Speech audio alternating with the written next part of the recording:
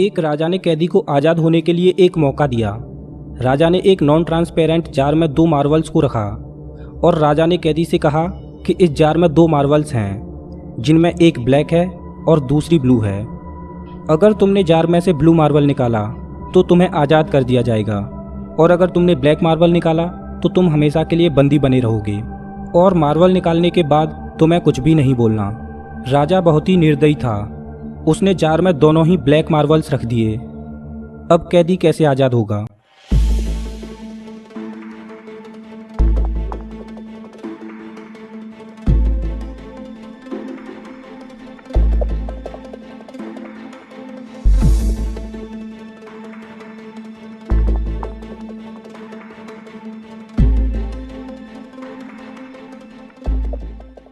कैदी ने जार से एक मार्बल को छुपाकर निकाला और बिना किसी को दिखाए जल्दी ही उसको निगल गया।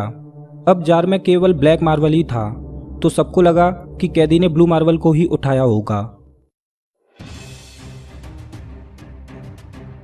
एडम कोर्ट में अपनी वाइफ के मर्डर के जुर्म में खड़ा था। एडम के वकील ने एक स्टेटमेंट देकर सबको चौंका दिया। उसने कहा कि इसकी वाइफ मरी नहीं है, बल्कि वो लापता हो गई है और 30 सेकंड में वो सामने के दरवाजे से अंदर आएगी। अब पूरा कोर्ट शांत हो गया और ज्यूरी दरवाजे की तरफ देखने लगे और एडम और उसका वकील एक दूसरे को देख रहे थे।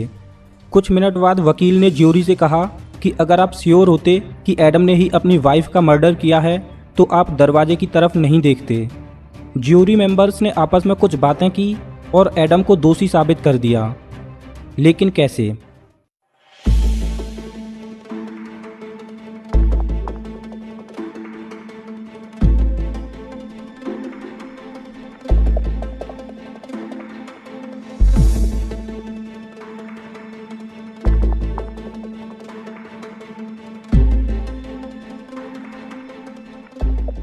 एडम दरवाजे की तरफ नहीं देख रहा था क्योंकि वो जानता था कि उसकी पत्नी मर चुकी है और वो वापस नहीं आएगी।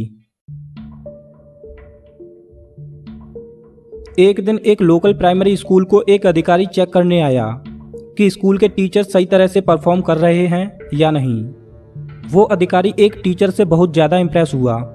उस अधिकारी ने नोटिस किया कि जब भी वो टीचर क्लास में जो भी सवाल पूछती तो क्लास के सभी बच्चे उत्तर बताने के लिए अपना हाथ खड़ा कर देते, और टीचर जिस बच्चे से भी जवाब पूछती वो सही उत्तर देता। टीचर ने कई क्वेश्चंस किए और हर बार ऐसा ही हुआ। ऐसा क्यों हो रहा था?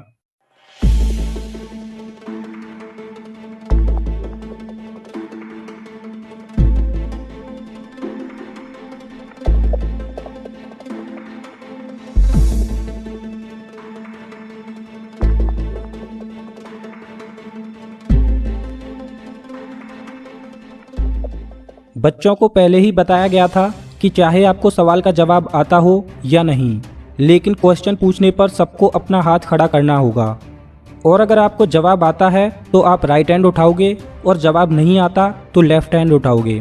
क्लास टीचर ने हर बार उन्हीं बच्चों को चुना जिन्होंने राइट हैंड उठाया था।